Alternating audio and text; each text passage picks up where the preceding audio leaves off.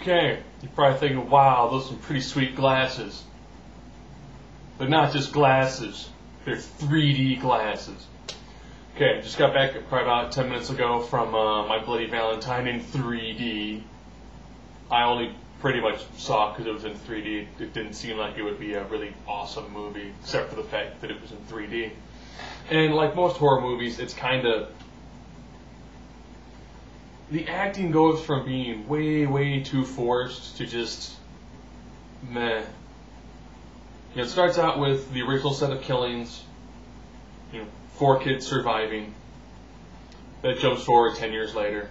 One of them, his dad owned the mine. He's come back to sell the mine.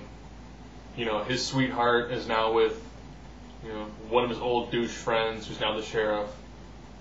The douche friend's old girlfriend is now doing something. You don't really learn a lot about her, but she's the only nudity in the movie.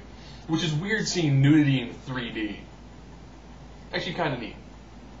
But at the end of the day, it's just regular nudity before someone gets, offed.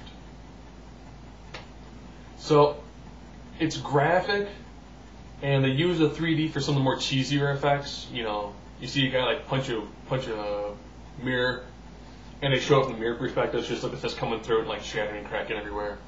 A couple times things get thrown at windows, at windshields. You need some blood dripping on you. So it's pretty graphic. And the kills come out almost of nowhere. They build some decent suspense, but the overall plot itself, if you're kind of thinking about it,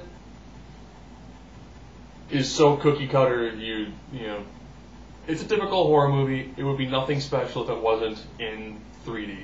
I mean, that's pretty much about it. If you want to see a decent horror flick that just happens to be in 3D, I think we're checking out. And bloody, decent level of violence. Characterization is meh at best. Story is, it drags in some spots, and other spots it's just graphic.